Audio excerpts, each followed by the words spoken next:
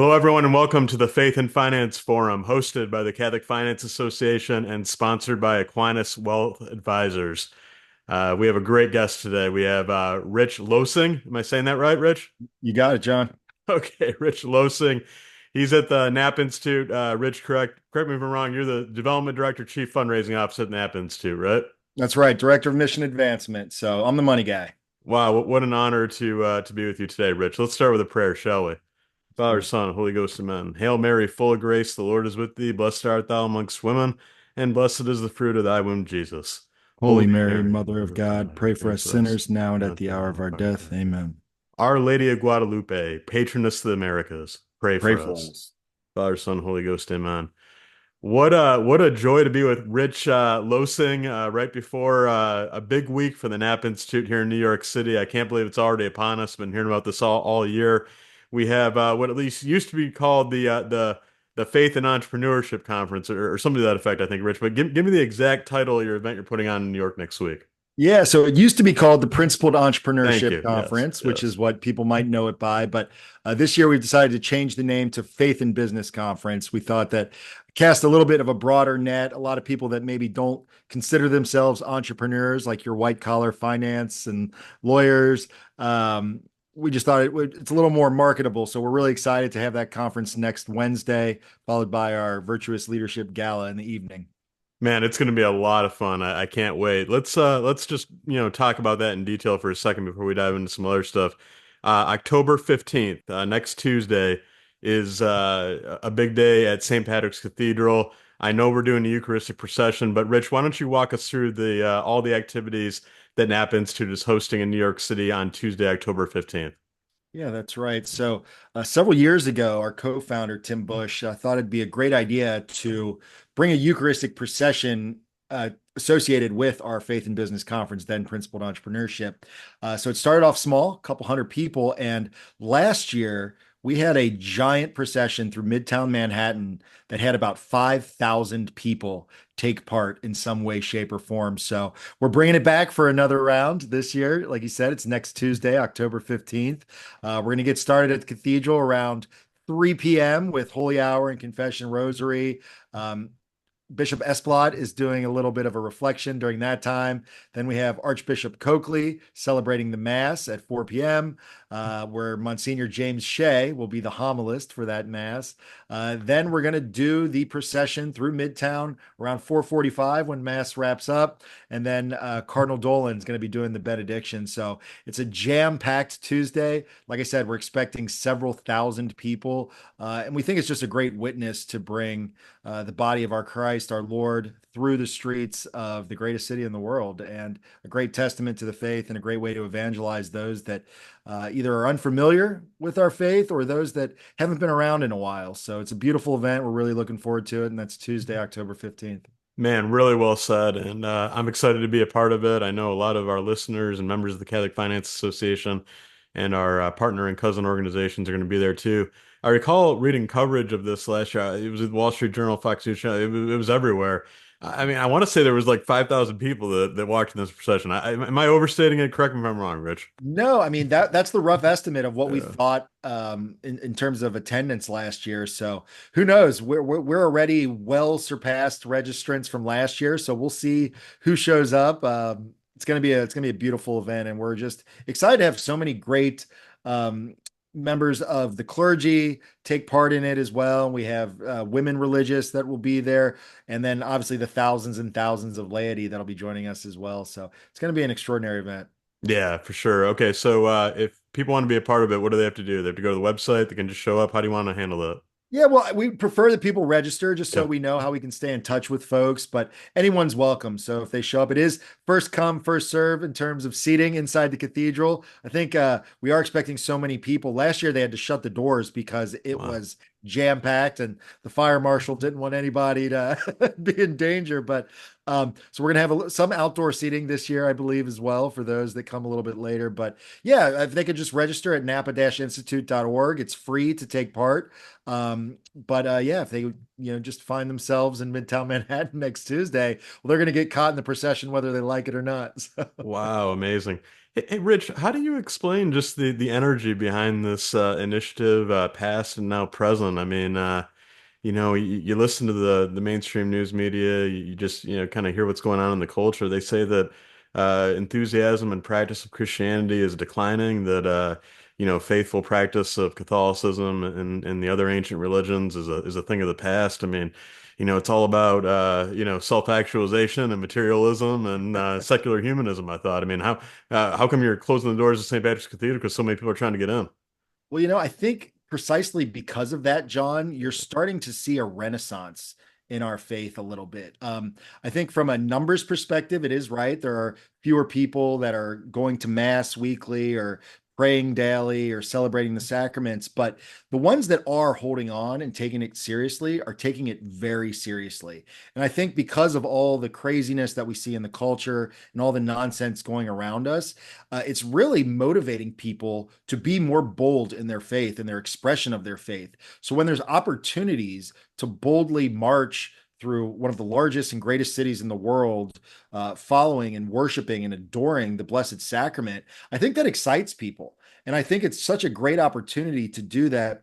And, I'm very big on this, John, because I for many of my 20s, let's say, was very lukewarm Catholic, would still go to mass and take the Eucharist, although I probably shouldn't have for many of those times, but didn't really take my faith seriously until I started again getting caught up in this wave of like people like Bishop Barron and Matt Fradd and Pints with Aquinas, and was reading a lot of Matthew Kelly at the time, but started getting excited about my faith again. And I realized how beautiful our Catholic faith is.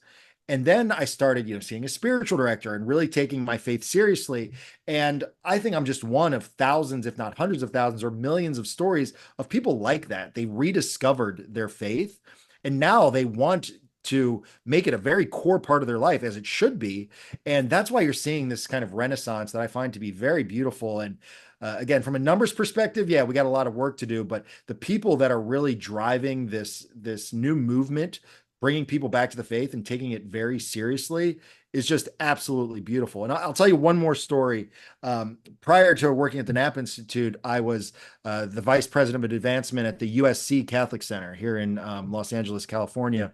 And when I started working there, I was shocked, John, to walk into a packed mass where maybe half of the women were wearing veils at mass, where all of these 18 to 20 something students were hitting their knees to take communion on the tongue, things that were unheard of when I was in college back in, the mid 2000s. So, I don't know, something's happening and it's beautiful. And I think we got to lean into it and really just bring our faith to the world the way that we're doing next Tuesday with the Eucharistic procession. Man, that's so exciting. I love that. We're on with Rich Loesing, Chief Fundraising Officer, Development Director of the Napa Institute. So, Rich, that's day one, and appropriately, and I applaud you for doing this. It's focused really on a deep practice of our Catholic faith: Eucharistic procession, adoration, Mass, homily from one of the great homilists in the church today, cardinals and bishops of the church all around. Just what a spectacular day that's going to be. I can't wait to be a part of it. Let's talk about day two, which is focused on intellectual enrichment and professional networking and honoring some of the great people of the Catholic Church throughout our lifetime. Walk us through day two of your festivities in New York City, Wednesday, October 16th. Yeah, so day two is kind of the meat and potatoes of our trip to Yeah. New York. So it's our Faith and Business Conference. We start first thing in the morning at 9 a.m., and that follows an 8 a.m. Mass for those that are so inclined to join us for Mass. It's at the Metropolitan Club in New York City, and it goes till about 5 o'clock. And then afterwards, we have our Virtuous Leadership Gala, which each year honors someone that's doing incredible work in the community and in the business world. And this year, we're going to be honoring Tom Monahan, the founder of Domino's and Legatus, among other things. So we're really excited. And, the three pillars of everything we do at the Napa Institute is formation, community, um, and I'm blanking right now, John. It's community, formation, and something else. But a liturgy. Oh my gosh, hence the Mass. Yes, liturgy, community, and formation. We should point So out that it's very early on the West Coast, so it please is. be charitable to Rich. we're pushing 7 a.m. right now, but it's great. It's You got great. it, brother. You got it. But No yeah, worries. liturgy, Yeah. community, and formation. So we make sure to incorporate that into everything we do. So we have mass in the morning, we have opportunities for confession throughout the day, but the Yeah. formation aspect, and I think that's something that most people, when they think of Napa Institute, they think about the formation. We have world-class intellects and speakers come in to talk about what they know, their areas of specialty, and really inspire people to live out their faith boldly. And then Yeah. the community aspect, like you said, networking is a huge Mm. part of what we do. We're here to empower Catholic leaders to renew the church and transform the culture. So we're getting some of the most successful businessmen and women from all throughout the country and even the world to attend, but also be those thought leaders on the stage. So we have guys like Peter Freisler, Dr. Andrew Abella, Mm. Duncan Sonner, and others that are going to be speaking at the conference. And just it's going to be a great day for that intellectual formation, along with the celebration of liturgy and just making new friends. Oh my gosh, Rich, I'm so excited. So on Wednesday, October 16th, I think, at least for me, the highlight, other than the mass in the morning, of course, will be the recognition of Tom Monahan, the founder of Domino's Pizza, the visionary founder of the Ave Maria Foundation, Ave Maria University, Ave Maria School of Law, Legatus, and so many other critical initiatives in the church throughout our lifetime. Tom Monahan is one of the greatest people of his generation. Some describe him as a living saint. Certainly wouldn't surprise me one bit. Why did the Napa Institute choose to honor Mr. Monahan this year at the gala in New York City? Well, like you said, he's just an absolute just beast when it comes to what he does for the church. But also, he's a phenomenal business leader. I Yeah. mean, founding an organization like Domino's, which I don't think you can throw a stone and without hitting somebody that's had Domino's pizza. It's one of my favorites of all time. Me So, too. the fact that he was able to build such a incredible and profitable business in the for-profit sector and then take that success and turn around and do so much for the church and for the faith. And like you said, that he's almost unparalleled in what Yeah. he's done, both in the business world but also for the church. So we could think of no one else more fitting to receive this award and to be honored at our gala than Mr. Monahan. Yeah, as I've been known to say on occasion, Rich, you and I are the Joshua generation. He was the Moses generation. You know, That's he right. he he set out on the journey, and I think he was on the front line of that. And what an appropriate way to honor him next week in New York City, October 16th at the Metropolitan Club.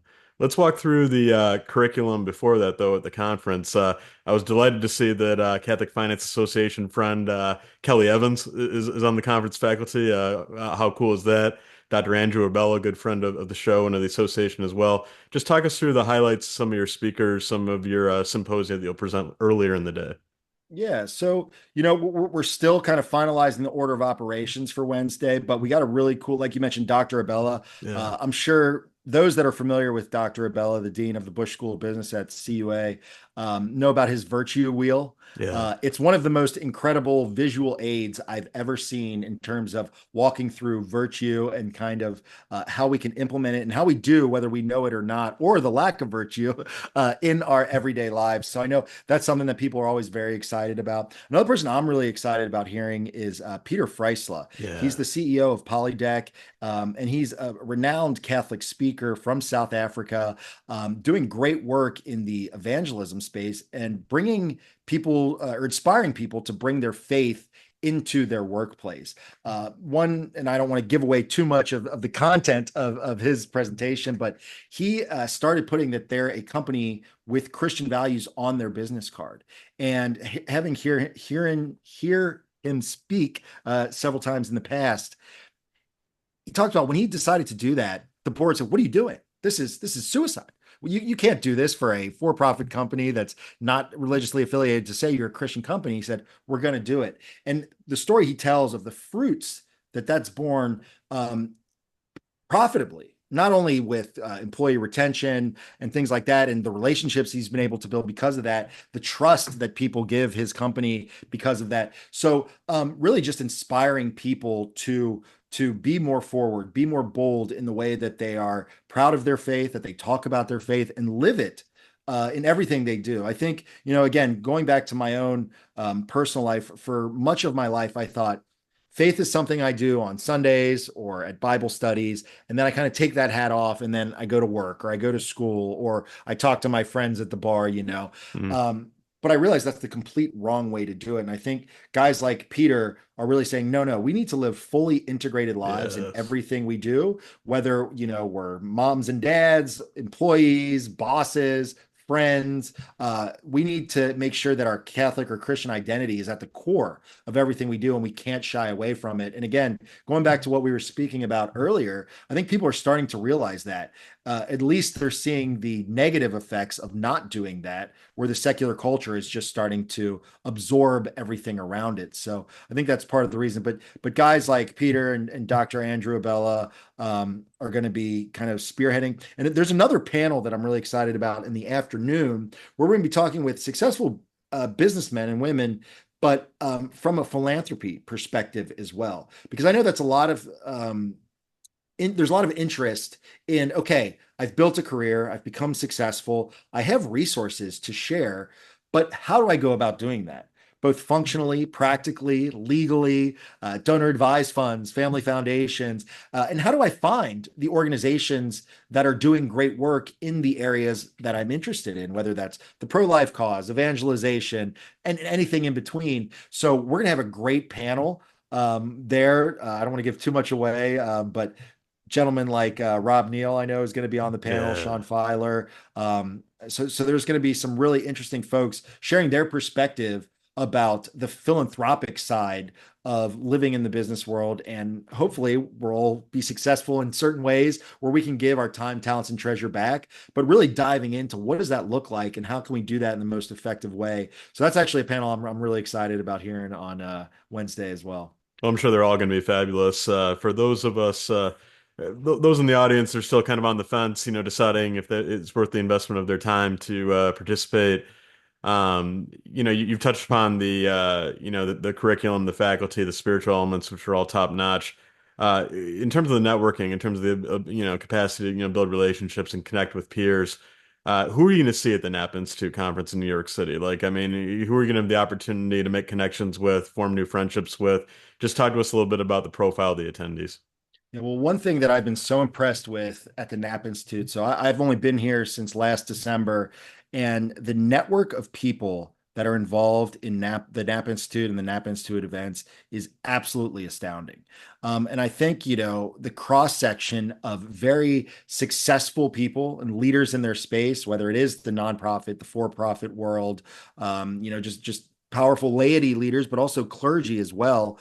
Um, but the cross section of people that really take their faith seriously. I never thought I would meet so many millionaires and billionaires that go to daily mass, that pray the rosary regularly, that make time monthly, if not weekly, to go to confession, that really, really take their faith seriously. And those are the kind of people that are regularly at the summer conference, our faith and business conference, our pilgrimages, and everything that we do. So I don't want to drop too many names. I don't know how they'd feel about me publicly sharing names Yeah. of folks that are going to be at our conference, but it is a very impressive lineup of folks, people that have done great things in all areas and walks of life and continue to do that. And to me, I think that's the greatest value of getting involved with the Napa Institute, other than just being able to learn more about your faith and practice your faith through the liturgy, but to get to meet the type of people that are doing incredible things. And because he's on the lineup, I will just say our co-founder Tim Bush and Tom Monahan are two of the most successful leaders of the laity in the Catholic Church today. And they will obviously both be there to celebrate the work that we're doing, along with a lot of other great business leaders and CEOs, people that sit on boards of for-profit and nonprofit organizations across the country.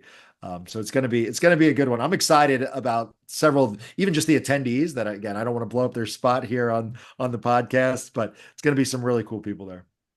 Yeah, I think that's really well said. And one thing that, I've always noticed about the Napa Institute community is you've touched upon it a couple of times, is it's people of action, it's people that want to do something. And sometimes you go to conferences and it's good talk, it's good, philosophical content, you know what I mean? You get to you come back with a couple good book recommendations, which is valuable. I'm not taking away from that, but man, some of the people you meet at the Napa Institute, the way they're shaking things up, the way they're out there in the vineyard, just doing great things for the church, for our country, for humanity. Man, it's that's the real takeaway. I think you nailed it. Well, listen, I think we've covered what's happening in New York City next week effectively. Your website to register, I believe, is napainstitute.org. Am I saying that right? Correct me if I'm Napa wrong. Dash Institute. Don't forget the dash. The dash is important. Yeah, yeah. Napa-institute.org. Sign up today, folks. We look forward to seeing you in New York. Well, Rich, let's turn to you a little bit here. You've shared a little bit about your background, and at least how you spent your 20s, and your ministry at USC. But walk us through your early life, where you're from, what was your family like, anything you'd like to share. Yeah, so I grew up from Cincinnati, Ohio. I'm a Yeah, Midwesterner, in my heart and soul, always will be. Will never get rid of my 513 area code. good. But yeah, so grew up in a Catholic family. I'm the oldest of five siblings, and we took our faith seriously. All of my siblings, we all went to Catholic school through high school. Went to the all boy Jesuit school in Cincinnati, St. Xavier. My sisters went to St. Ursula. Is So that where Vivek Ramaswamy went? that is, he's actually a year ahead of me at St. Xavier. So he was the valedictorian when they graduated, and I was a junior at St. Xavier. I'm so So sorry to interrupt, and we will get back to your story, but no, like, no, did please, did please. did, I will talk about did Vivek you ever all hang out day. with, did you ever hang out with him? I mean, like, did you just No, no, he okay, was right. kind of a mythical figure, Mythical figure. Wow. yeah, well, just like you heard about this really Yeah. smart guy that was a senior, when we were juniors, and Uh, oh, he's brilliant. He's gonna ace his SATs. Maybe he did. I don't know, but you just heard the name, and he was a dynamic guy, but no, didn't know him very well. He was a tennis player. I was on the football team, so everybody kind of had their different cliques and circles, but never connected with him in person in high school, but definitely saw him around and knew the name for sure. But he's a dynamic guy. I think he's got a great future, and obviously whatever he does, but especially in the political realm. But there must be like a Cincinnati accent because like listening to you talk, like your inflection and cadence, it kind of reminds me of his tone a little bit. Like I don't know if that's intentional or not, but there well, must be like a Cincinnati accent or something. maybe it is. People say there's a Cincinnati accent. I've never understood it. I think we talk like everyone else, but you know Yeah. what? I believe it. No, I like it, brother. Okay, I'm sorry to interrupt you. You were talking about No, Xavier. not at all. Please Not continue. at all. So, but yeah, we prayed before Yeah. meals, Sunday masses. I remember our dad would sing us to sleep with the Our Father. So Wow. the faith was always something that was very instrumental to our lives. But I think, like many people in my generation and our generation, um, being raised Catholic, especially if you went to Catholic schools, there wasn't as much formation at home as probably there should have been. I think, not to speak for my parents, but they probably assumed, oh, our kids are going to some of the best Catholic schools. They don't really need any intellectual or more spiritual formation. They're getting that at school. And frankly, we weren't, Yeah. right? So, Right. and especially in a city like Cincinnati where everyone's Catholic, Mm. you start taking the faith for granted a little bit. So there's not as much, just living the faith boldly and being super active. It's like, yeah, you're Catholic, I'm Catholic, let's go to the bar and have some drinks, Right. so Yeah. one of those things. So following high school, I went to Notre Dame. So I did 4 more years of Catholic education, was a theology minor there, which Wow. I will say, despite a lot of the shortcomings of the University of Notre Dame in terms of its formational stuff, it was a great experience, and the Yeah. ability to stay tied to my faith was so easy. Every dorm at Mm. Notre Dame has a Sunday mass, which makes it very easy and almost inexcusable to Yeah. miss mass. So would still go to mass, even though I wasn't quite living a very virtuous life. I was partying, I was chasing girls, I was, doing Yeah. all the college things that you think about. I still would make it a point to go to mass. And Good. looking Good. back, but Yeah. for that availability and that opportunity to do so, I may have fallen away from the faith. Yeah. So I do give Notre Dame a lot of credit because there's still a Catholic culture there. Even though I know that, I always wish that they would be more fervent in their, advocacy of Catholic values in the faith, but, maybe that'll come back down the road. I've But, heard it but is coming back, by the way. So I hope so. praise be to God. Yeah. Yeah. Amen. Amen. I hope so. So yeah, so the seeds were kind of planted there of like, there's something more here. So, Yeah. but again, just kept, living the dream, partying. Then, and this is probably the most interesting part of my faith journey. I moved to California for law school. Okay. And that's when I really started taking my faith seriously. So when I tell people that I moved to Los Angeles Yeah. and started taking my faith seriously, like that never happens. That you're going to the hedonistic capital of the United States, perhaps, and you got deeper in your faith. How'd that work? Well, I went to Pepperdine University for law Mm, school, and very, very deeply Christian school, Church of yeah. Christ, but a lot of Protestants there. And until that point, and this shows how kind of poorly educated I was, I thought Protestants were pretty much had the exact same beliefs as Catholics, but just didn't like the Pope. Mm, That was kind of how I perceived Protestants. So they would have Bible studies at the dean's place weekly, and a lot of people would go. Like, it was a very similar Notre Dame. It was very culturally accepted and even encouraged to take part in your faith journey and to pray and do Bible studies and things like that. So I would go to these things, and they were beautiful. The worship music, still as a Catholic, kind of rubbed me a little weird, but it was nice, and I got to know a sure. bunch of fantastic, really devoted, faithful Protestant Mm, brothers and sisters. But then I started learning that there were a lot of differences in what we believed. And I had to start defending my faith. Well, why can't I just confess my sins to God? Why, you don't really think that that's the body and blood of Christ, do you?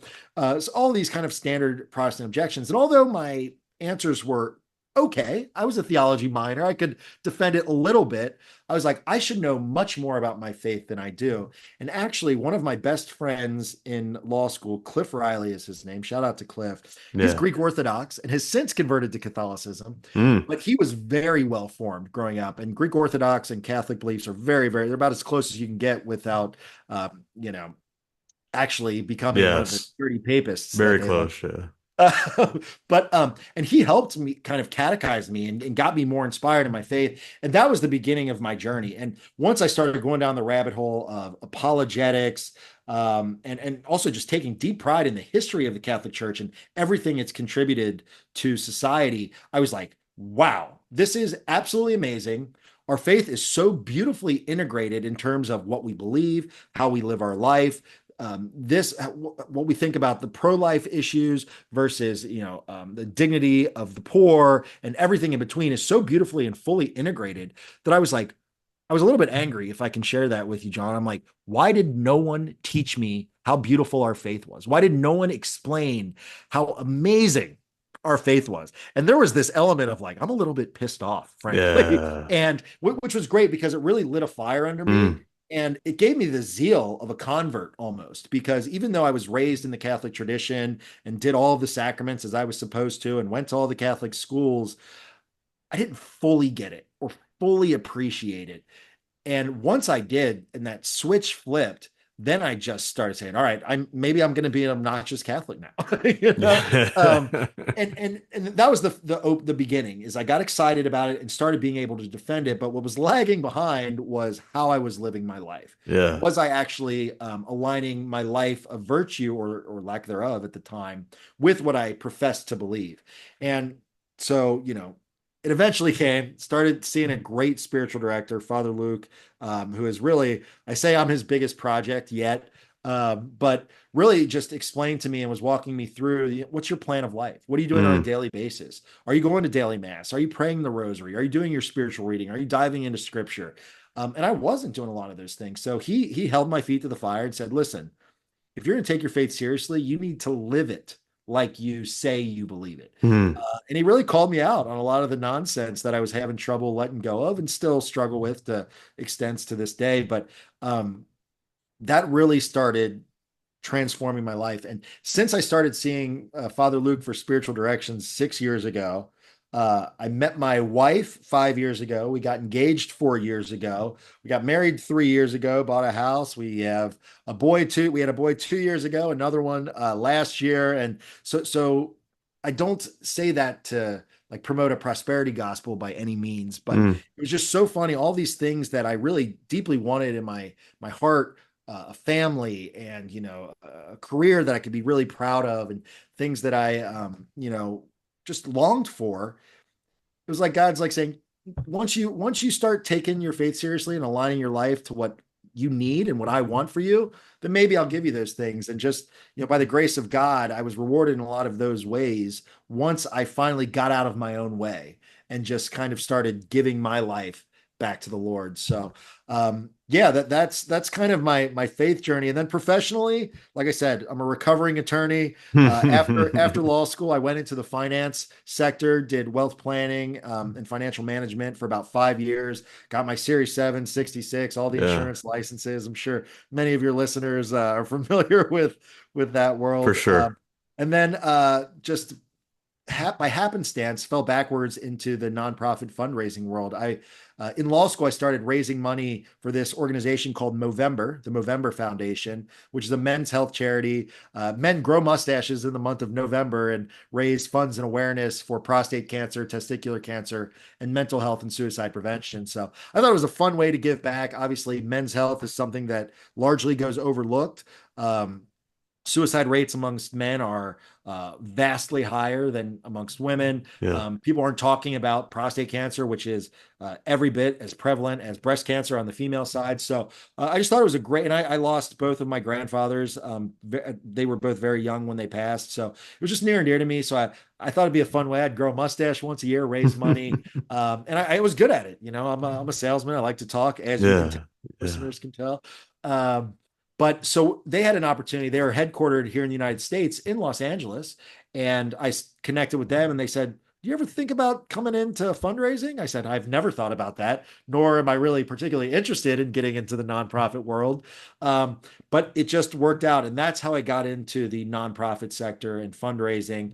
After that, did a short stint at the USC Catholic Center. And then last December, took a position to be the director of mission advancement here at the Napa Institute. So, long story short, I never thought I would be in the nonprofit world. I am a go-getter, hustler, for-profit guy. I've only, studied and worked with A-type winners my entire life. So it's a different pace to be in the nonprofit world. But what I love particularly about Napa Institute is it's run very well. I can't say that about many nonprofits, but when you got a guy like Tim Bush at the helm, you know that things are going to be run smoothly, efficiently, and at a very high level. So it's kind of the best of both worlds to be here.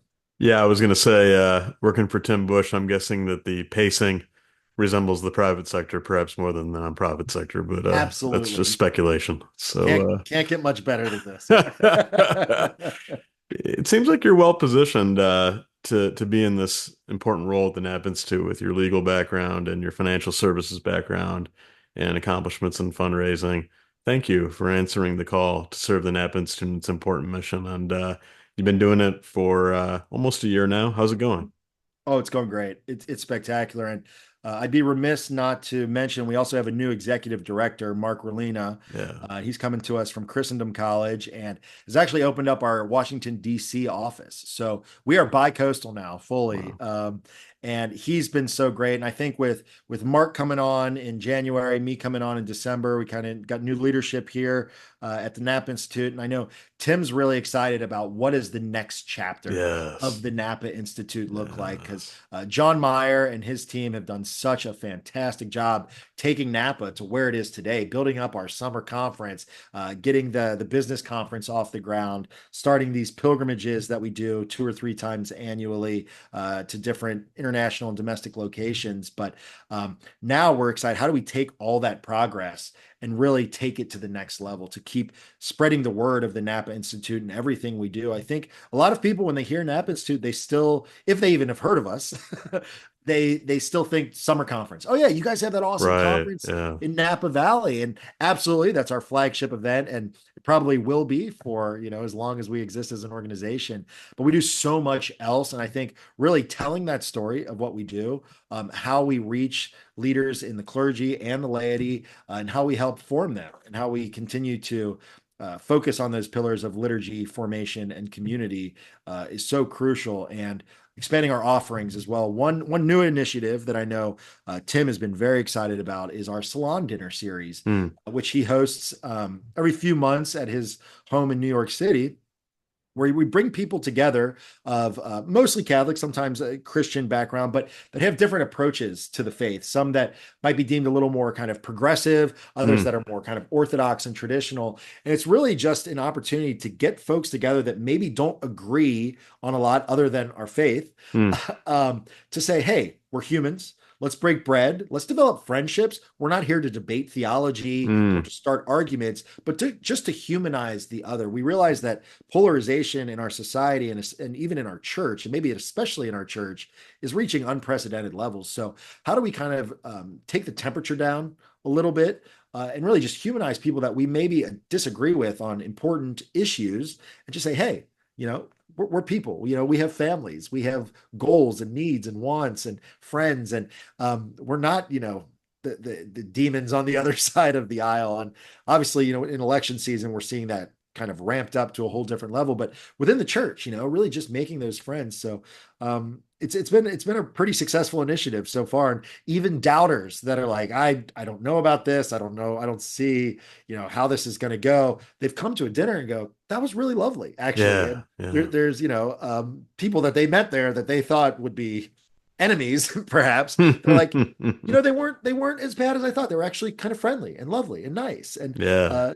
so things like that, we're venturing into other initiatives and things that we think can help serve the church and really just empower those leaders, whatever they're doing within the church, to say, hey, let's work together, let's create networks that we can support each other, and that it goes for apostolates as well. I think this will be the last thing that I mentioned on this portion, is just we really want to make sure we're doing a better job as Catholics working together to bring the kingdom of God here on earth. I think one Mm, thing that we do not do as well as our Protestant brothers and sisters, and especially folks like the Mormons and the Jews, they do so great of like supporting each other and that's working true. together in their missions and their organizations and their apostolates um, for a common goal. And I think that's something that we can do much better within the Catholic Church. And I think the Napa Institute can be a catalyst for bringing those organizations together, connecting them with philanthropists and benefactors,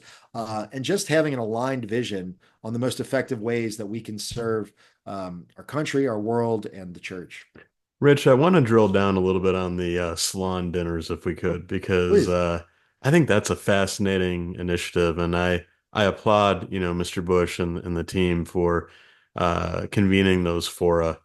I think there's something deeply Christian about it. Of course, Jesus, met with all kinds of people, people that he shared a lot in common with, and a lot that he didn't, and he tried to reach out to everyone. And I think that's very admirable, and you're right. In this moment in our society, it seems more critical than ever before. But let me ask you this, like within the church, so many people respect the Napa Institute and Tim Bush for celebrating, the magisterium of the church, the authentic teachings of the church, our the truths we teach about morality and the way, natural law, the way human beings are ordered and designed by God.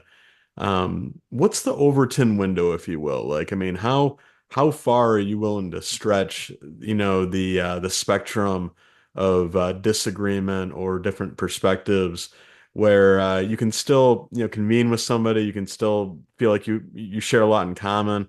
Is there a line where you would say, we're not quite there yet. There needs to be a change of heart. There needs to be, kind of a reconciliation, Mhm. before we can, have a deeper conversation. I mean, is there an Overton window? Is there a line that's drawn? I guess, I'm not making any assumptions here. I'd just love to hear your comment on that if you could. No, that's a beautiful question. And as someone that kind of helps oversee the salon dinner Yeah, initiatives, it's something that I struggle with daily, and yeah. things that I work with Tim on. And like, where are we drawing the line? Like, when does someone's beliefs or advocacy for a certain kind of change in the church, where does it go too far where we're not ready to have those discussions? And luckily, we haven't quite seen anyone or someone's come into our network or vision that we're like, yeah, I'm not sure about that yet. But I would say, and I think it's fair to say that someone that's maybe overtly promoting clear heresy, Hmm. we probably would hold off on, at least to start. It's still a young initiative, so it's still finding its footing in some respects. But I would say, if someone's, well, I don't want to use any examples, but there's certain things that I think that if they were saying, I am going to die on this hill, the church is wrong, Maybe Yeah, that's it. If they're saying the church is wrong on this fundamental teaching, and I am going to advocate for it, or become a woman priest or things like that, I think that might be somewhere where we're like, okay, we have talk now on the other side, because I always like to look at the other side. of course. Maybe a catalyst for that repentance or for that change in thought is having non-hostile communication, conversations, bringing people into a loving environment and a safe environment where Yeah, they can say, oh my gosh, like the people that have views that the church teaches that are faithful to the magisterium, they're not evil. They're not trying to oppress people. They're not trying to do this. They just have a different kind of understanding than I do about these things. And perhaps I'm wrong. Now, again, that usually it's not going to be solved usually in a 2 hour, 3 hour dinner yes, on an yes. evening.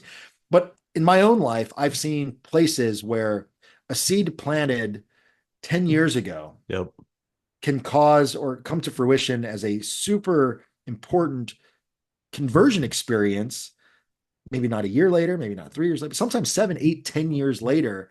I think about times in my own life where 8 years ago, 10 years ago, something happened which seemed inconsequential at the time, where I still think about it to this day. And I'm like, Yes. wow, that really stuck with me. And I actually think that was a good thing that happened, not a bad thing. And Right. that person really stuck with me. So that's something that's always in the back of our minds as we're considering folks as well. And I think for us, the big thing, and Tim has mentioned this, which I think is beautiful. The salon dinners are not to debate our differences or talk Right. theology. They're to break bread and make friendships, Love it. because that's the Yeah. first place to changing hearts and minds, whether it's on the the more orthodox conservative side or the more progressive liberal side. um, just humanizing, just making friends, because I Yes. think Yes. it's harder to tell someone they're a demonic idiot when you're like, I've had dinner with that That's man, I've right. had dinner with that Yes. person. They're not Community. a bad Yeah. person. They may be misguided in certain ways, in ways Right. that I think that are wrong, but they're an okay person. So I'm gonna bite my tongue a little bit if I feel inclined to say something rude or inappropriate about that person, because I know them. I know that they're not an Yes. evil person. So it's really about developing friendships and just starting those conversations and identifying the places we agree. That's also Yes. so Yes. important. Um, so yeah, there's been some strange bedfellows made throughout these salon dinners, and it's been interesting to see. And again, it's evolving, so we'll see where it goes. But I've been so surprised, pleasantly, with the positive reviews of everyone that's attended the dinners from both sides of the kind of the political or how they approach the faith aisles. So it's been really interesting to see. But I don't know if that directly answered your It question, does. John. No, no. You Yeah. were very generous because I mean it's obviously there's some sensitive elements to it and some confidentiality and I think you answered perfectly and I just applaud you. I think one of the things that our Holy Father Pope Francis has really nailed and I'm personally, devoted to and touched by is the challenge to listen, and that's sometimes hard for people in business, to do, and leaders to do, frankly, because we really want to be seen as the people with the answers and the people with the vision. But the Holy Father's exactly right about that. We need to start listening to each other more, and we need to get away from the notion that simply listening to an alternative viewpoint, hearing somebody, is somehow surrendering your own principles or beliefs or firmly held worldview or concept of life. It's not that at all. I mean, listening to somebody who strongly disagrees with you or sees the world differently can only sharpen your beliefs and in some cases reinforce them. And I love what you said about community too, because we live in a pluralistic society where Orthodox Catholics like us are unlikely to become the majority anytime soon or in our children's lifetime even. And that's okay. I mean, Christianity actually thrives historically where it is a countercultural movement, where it's not the dominant force in society, but it's a part of a larger whole. And so I'm okay with that, and I'm not intimidated by that. But you're exactly right that to live in a future America, a post-Christian America, like Archbishop Chaput, had taught us so effectively, we need to see people that are very different than us as our neighbors, people that we're going to come across at the grocery store, on the sidewalks, at community events, in intellectual symposia, and we need to correctly recognize them as a creation of God. with a soul and dignity and worth and things to teach us, and that doing so does not make us less at all, and in fact can make us much stronger. Would you agree with that? Oh my gosh, I could not agree more, John. And as you were talking too, it's one thing that I've realized when I interact with people that I disagree with, even Yeah. seriously about certain topics. If you really drill down to the core of it, there's something good at the core, right? There's Yes. very few people that are just, evil. They may exist, they probably exist, but let's take poverty for example. I think the more conservative and the more progressive approach to poverty, we want to end poverty. We want to help those people that are struggling. It's just how much involvement does the government have versus how much is put on the individual and the community. And I think really just saying like there's love and compassion there, but the approaches are different. And understanding if you can really just drill down to the foundational elements of why is this cause so important to you, or where do you stand here? Um, even as much as I disagree with the kind of the pro-abortion, pro-choice stuff, there's something to be said for having compassion for women that are in difficult situations. And I think a lot of the anger and resentment that you see, in this argument comes, you know, they feel so terrible for women that are put in these horrible, difficult, tough situations. And though I think their maybe views on the sanctity of life and when life begins might be misguided or just factually wrong, there's still something good there. They want to protect women and, just have empathy and care for those people that are in very difficult situations. So, it makes it harder to hate when you know that there's elements of good and just love and purity somewhere in there. Again, even if it's misguided in the approach and there's things that are wrong or misguided ways of thinking about it. Let's start there. Oh my gosh, you're right. And when you see debates, I love Trent Horn. He's one of my favorite apologists, Mm, and watching his kind of debates when he debates on different issues or Protestants or whatever it may be, he's just got such a calm presence about him and a yes. very compassionate tone to him, which sometimes I lack. I'll be quite Yeah, me quite too. honest Yeah. about that, but I love that because again, you're not going to change someone's heart or mind by yelling at them No, and no. saying, "Oh, you fool, you idiot, you Yes. evil person." It's only going to make the chasm wider. It's going to make things worse. So, just making sure we're always leading with love, and love Mm, is not being nice all the time. mm, Love is willing the good of the other, so wanting what's best for the other. So sometimes it is saying no, or I disagree with that.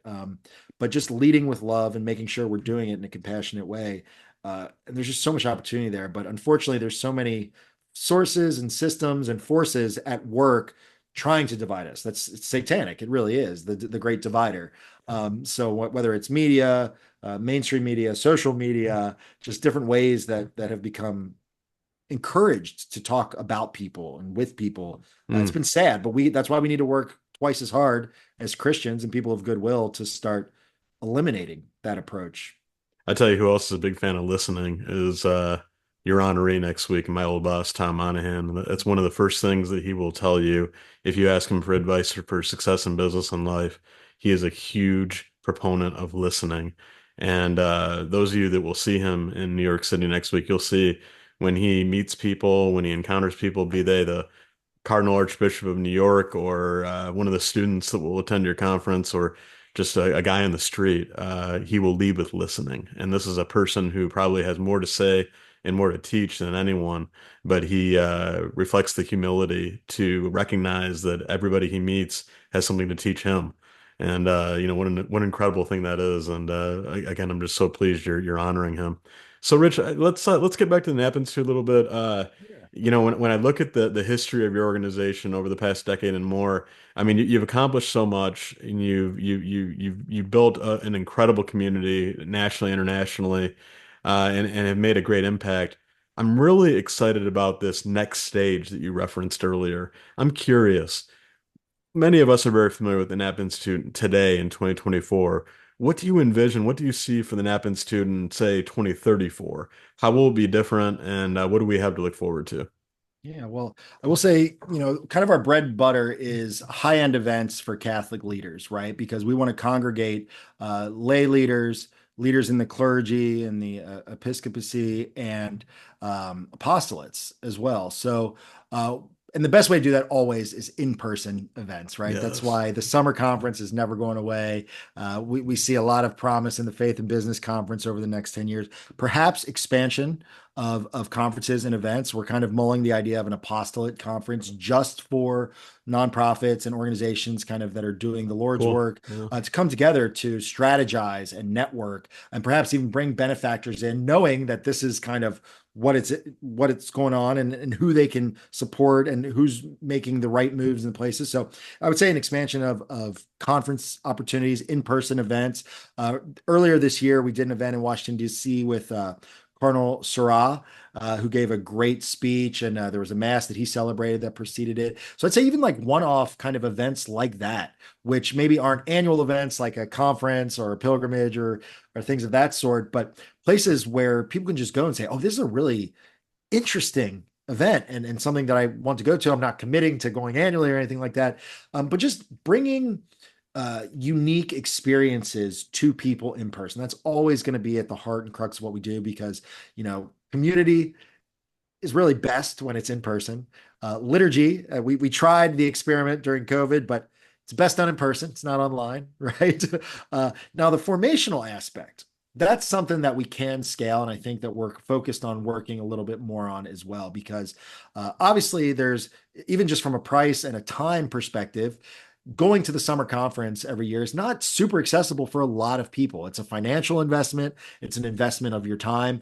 So, how can we reach more people with the incredible content that we're bringing to our in person attendees? So, we're really going to be focusing on different ways to take what we're doing and doing well and spreading it to the masses. So, that's an increased presence on YouTube and on social media so that, even if going to one of our conferences isn't something that you can swing, you can still get a lot out of what we're doing there by just following us on social media, by going to our YouTube channel and watching these presentations that we have in the summer conference and in the fall conference. So, really focusing on ways to bring the content to a larger group of people and spread the Napa brand and experience, but just show people that, hey, you can't make it to Napa Valley in July every year. That's okay. We're going to come to you and bring a lot of what we can in a formational aspect to your computer screens or your televisions. And then I think strategic collaboration as well. Like I said, we see ourselves as a hub to bring organizations and apostolates together, and I think we do that very well.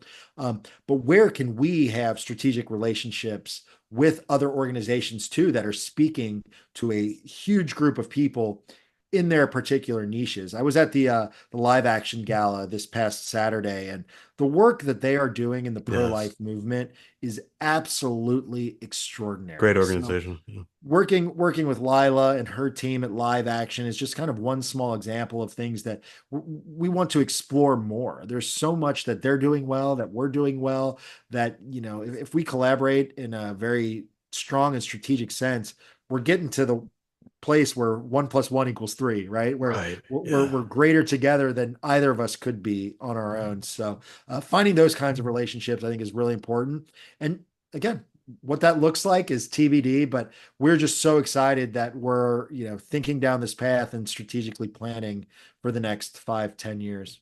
Well, I love the blue sky approach, and wherever it goes, I know it's going to be awesome, and I know you'll be a big part of that, Rich, which is really cool.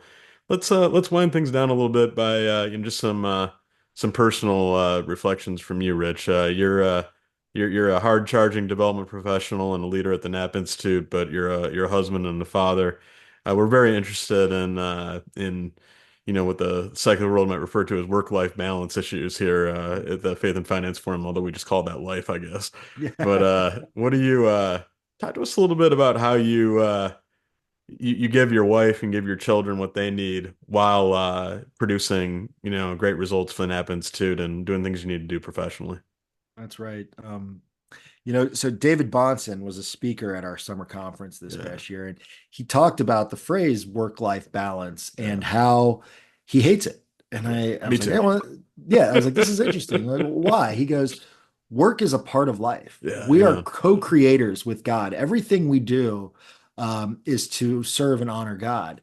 Um, Now, work can get out of whack when you're not meeting your other responsibilities. I have a responsibility first and foremost as a husband and father. So if my work gets so out of whack that I can't serve my wife and my two boys as the best husband and father I can be, that's when work becomes an issue. But work in and of itself is not a bad thing ever. It's a good thing that you might be focusing on too much when other responsibilities are going astray. So I really took that to heart because I love working. I love being in the office. I love what I do. I love getting to meet fascinating people and spread the mission of the Napa Institute. So for me, it's about, am I being present with my family the way that I should be? Am I being an example to them? Am I being the spiritual head of the household? Am I being a good example? Are my boys seeing me pray? Are we making sure to put God at the center of everything we do? Am I a good example at Mass when we get to Mass? And with two boys that are 2 and 1, it's a tough go sometimes at Mass. So, am I handling it devoutly, appropriately, with patience and love? So that's always what I think about when it comes to my family life is, am I there? Am I there physically for them? But perhaps even more so, when I'm there physically, am I there mentally and spiritually for them as well? And what kind of example am I giving them, particularly to my boys? I think about that a lot. It's one thing when you have a spouse that they're adults and they've had their own experiences and career and reflections. You still want to be a good example to your spouse, but these little balls of clay that you're helping to mold, and you know that you can do great things with them, but also damage them, erect like beyond belief. So I take that very seriously now that I got two young boys and hopefully more down the road. Um, so I think about that a lot and I pray about that a lot. And I also realize that my own spiritual journey is paramount because I cannot be a good example to my wife and to my children unless I have my prayer life under control. And that's why, to me, spiritual direction is so, so important. I wish I had started spiritual direction, 15, 20 plus years ago, because I think, I'd be much further along my faith journey and just better all around. So again, I cannot praise Father Luke enough for everything that he's helped me navigate in my life. But so if there's one thing I could leave as a piece of advice for those listening, if you don't have a spiritual director, find one. Find one. It's someone that you might have a trainer at the gym, you might have a therapist, you might have all of these other professionals that are helping you achieve goals, a life coach, a business coach, all these people. This industry is rampant. Everyone has something, a trainer or a life coach or a therapist. We should be investing that same time and energy into our spiritual lives. Mm, So that's why, I think spiritual direction with a good, solid spiritual director is worth its weight in gold. And more often than not, it's a free yeah, thing. yeah, free Just take counseling, right? time. So, Hey, to me, real that quick about the spiritual direction. And I'm sorry to cut you off, but we're almost at time here. Um, how do you uh how do you organize that? Like, I mean, is it like a weekly meeting, bi-weekly? How long do the sessions run? Is it just kind of you call your spiritual director whenever you need to? Like what's the framework of it? So roughly speaking, Father Luke and I try to meet about monthly Yeah. at bare minimum, and it's up to me to be proactive in scheduling that. So sometimes I'll see him a couple times, sometimes I'll go several months because I've just dropped the ball and haven't been good. But yeah, we meet about monthly, and I bring to him whatever's on my heart, my mind, whatever I'm struggling with. There's a lot of trust, obviously, between us. Yeah. Confession is always a really important part of it. So Hmm. yeah, practically that's how it works. But if you don't know how to find a spiritual director, like I didn't, just ask your priest. Okay. Say, I'm looking for a spiritual director. Can you point me in the right direction? Sometimes they'll say, I'm happy to take you on. Other times, like what happened to me, they'll say, here's a name and a number. His name's Father Luke. You give him a call, see if you're a good fit, see if he'll take you on. And if so, run with it. But ask. You got to ask. And when you find a good spiritual director, it's life changing. So Wow. do it. Thank you. Thanks for sharing that. It looks like you have GK Chesterton, one of the heroes of the Faith and Finance Forum show. Talk to us a little bit about your fandom of GK Chesterton, if you would. I got invited to a GK Chesterton Society group in Santa Monica, California, about 7 years ago. It was Yeah. founded by a buddy of mine who loves G.K. Chesterton, helped him become a convert to Catholicism. And I started with The Everlasting Man, which might have been more than I bit off more than I could chew, but I loved it. I love the way his mind works. I love the way he writes. He just deeply resonated with me. So The Everlasting Man was my entrance to G.K. Chesterton, but also his non-overtly religious writings I love as Yeah. well. Tremendous Trifles, the short essays. He just has a way with words that is so beautiful, and he can take the most mundane, normal things like a piece of chalk and just write a beautiful essay that touches the heart and the soul. So I've become a very big fan of G.K. Chesterton, and hope to get through more of his works. I'm halfway through Orthodoxy currently, and working on a few other things. But yeah, no, he's one of my favorite authors. Him and C.S. Lewis. If I had to just cut away any other literature for the rest of my life, I could read G.K. Chesterton and C.S. Lewis and be happy. Yeah, that'll get you through for sure. Will you describe your emotional and psychological state at the end of the Notre Dame NIU football game this year? I was at that game, Wow. and Ouch. it was my wife's first game, John. And I said, "Oh, we're going to the NIU game. It'll be great entry Yeah. point into Notre Dame football. We're going to beat the crap out of them, and it'll be Yeah. awesome. Everyone will be happy." And it was the complete opposite. So Sorry it about did. that. It's games like that, John, that make you really appreciate your faith, that you have a foundation to hold on to. Because in my earlier days, I would have been wrecked for a week, if not a month. So luckily, we have our faith in our family, but it was a rough one. Not gonna lie, didn't Well, enjoy it, but we're hoping to have a rebound. We're looking good since then. and to your point, we love the University of Notre Dame here at the Faith and Finance Forum, and in fact, it just another thing that like no other school does is win, lose, or draw. Afterwards, you go to mass after the football game. Show me another school in Right. America where that happens. I mean, it's That's pretty right. awesome. Like, Very God, blessed. God bless Notre Dame. Now, would you describe yourself as a thrill of victory or agony of defeat guy? My sports fandom has just been a lifetime of pain. So I'm much more familiar with the agony of defeat. The last time any team I cheer for won a championship was the Cincinnati Reds in Yeah, 1990. I'm a Bengals fan, a Reds fan, Xavier Musketeers basketball, Notre Dame football, yeah, Notre Dame 88, but I was 2 years old, so that could appreciate that. So I don't know. I haven't had much thrill of victory yeah, lately, so I don't know what that's like, yeah. John. But I Rest in do I peace, do love Pete a big Rose, win. by the way. Yeah, Oh yeah, yeah, yeah, that great, was sad. the great one. Hopefully now he will be inducted into the Hall of Fame. Oh man, well overdue. But let me ask you from a personal professional side though. I mean, like thrill of victory or agony of defeat. I guess what I'm getting at is what drives you personally. Are you kind of living for the next big win and the endorphin rush that comes from that, or are you kind of so petrified of failure that you're just like, man, I'm not gonna be on the losing side of this. I'm gonna kill myself and work really hard so I Yeah, don't have to suffer that agony of defeat. Like what do you think propels you? And we're all driven by both. I'm not going to say that yeah. you're either or, but I mean like which do you feel more inclined towards, I guess. I'd say the former because, and Yeah. maybe because of my pain as a sports fan, I tend to be a very optimistic, positive person, and Yeah, I amen. I just love.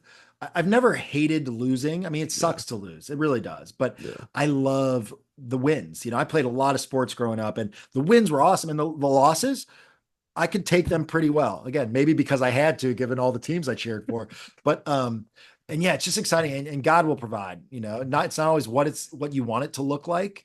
But in my life, I've seen so many opportunities where I just, I kept the faith, put my head down, kept moving forward, and something better was on the other side of it. So I think, having learned that in a variety of ways, it's the thrill of victory that drives me more. And I do hate to lose, but it is nice to just kind of be optimistic and think about what's next. What's that next big win, that next big goal that we can aim for and knock out of the park. So thrill of victory. Well, I think you're bound for many thrill victory moments at the Napa Institute. We've been on which with Rich Loesing, the Chief Fundraising Officer, Development Director at the Napa Institute, preparing for their big week in New York next week. Thank you, Rich, for being on the show. Thank you for your friendship to the Catholic Finance Association, this program. Be assured of our prayers. If anybody wants to keep in touch with you, Rich, talk to you more, what's the best way to get a hold of you? They can just shoot me an email. It's just rlosing at napa-institute.org. That's the best way. I'm tied to my email way more than I care to admit, but yeah. All right. Glad you're in this, brother. God bless you. This has been the Faith and Finance Forum presented by Catholic Finance Association and sponsored by Aquinas Wealth Advisors. We'll see you next time. God bless.